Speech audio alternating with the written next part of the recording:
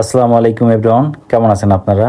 আপনারা এখন দেখতেছেন ঐতিহাসিক তায়েফ নগরী। হুজুর পাক সাল্লাল্লাহু আলাইহি সাল্লামের স্মৃতি বিজড়িত এই তায়েফ নগরী।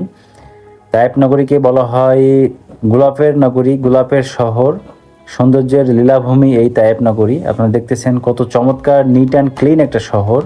আলহামদুলিল্লাহ, এই গোলাপের নগরী দেখেন কত সুন্দর ফুল ফুটে আছে, যার দূরত্ব পবিত্র মক্কা থেকে প্রায় 120 কিলোমিটার।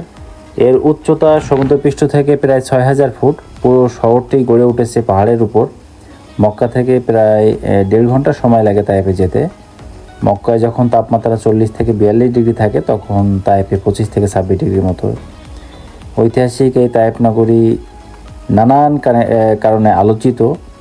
এখানে হুজুর পাক সাল্লাল্লাহু আলাইহি সাল্লামের দুধমাতা হালিমা, হজরত হালিমাতুস সাদিয়া, তার ঘরে হুজুর পাক সাল্লাল্লাহু আলাইহি সাল্লাম লালিত পালিত হয়েছিলেন।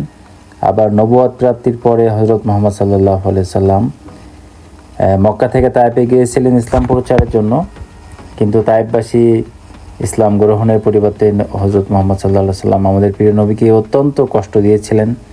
আমরা সবাই জানি তারা পাথর মেরে হুজুর পাক সাল্লাল্লাহু আলাইহি সাল্লামকে রক্তাক্ত করেছিলেন এবং হুজুর পাক সাল্লাল্লাহু আলাইহি সাল্লামের জুতা মোবারক রক্তে আটকে গিয়েছিল। ইসলাম প্রচার করতে গিয়ে হুজুর পাক সাল্লাল্লাহু আলাইহি সাল্লাম তায়েফে 10 দিন অবস্থান করেছিলেন। তারপর তিনি ফিরে গিয়েছিলেন এবং নানান অত্যাচার সহ্য করে তিনি ফিরে গিয়েছিলেন। তারপর তিনি তায়েফবাসীর জন্য দোয়া করে গেছেন। আর এই দোয়ার বরকতে আজ তায়েফ ফল ফলাদির জন্য বিখ্যাত। তায়েফে উৎপন্ন হয় আঙ্গুর, কমলা, আনার ইত্যাদি অতি দামি দামি ফল কিন্তু এখানে উৎপাদন হয়। এখন দেখতে পাচ্ছেন আপনারা যে হজরত আবদুল্লাহ ইবনে আব্বাস রাদিয়াল্লাহু তাআলা আনহু মসজিদ, এটা হলো তায়েফের কেন্দ্রীয় মসজিদ।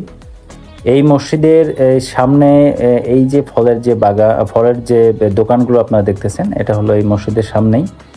এখানে আঙ্গুরের জন্য তায়েফ নগরী বিখ্যাত। এরপরে আপনার আনারের জন্য, তো এর জন্য আমরা এই যে আমাদের সাথে সঙ্গীদের মিলে একটু আনারের জুস খেলাম, টাটকা আনারের জুস। আলহামদুলিল্লাহ, খুবই চমৎকার। এখানে আসলে না খাইলে আপনারা বুঝবেন না এত সুস্বাদু এবং এত চমৎকার, ফরমালিন মুক্ত এত সুন্দর যে ফলগুলো এখানে, আলহামদুলিল্লাহ। এছাড়া তায়েফে উৎপাদিত হয় বিভিন্ন সবজি। আরব দেশের প্রায় 30 ভাগ সবজি এখান থেকে চাহিদা পূরণ হয়ে যায় এই তায়েফের সবজি থেকে।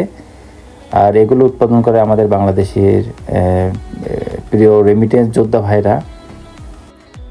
তো আজ এই পর্যন্তই। সবাইকে ধন্যবাদ। সবাই ভালো থাকবেন, সুস্থ থাকবেন এই কামনা করি। আসসালামু আলাইকুম রহমতুল্লাহ।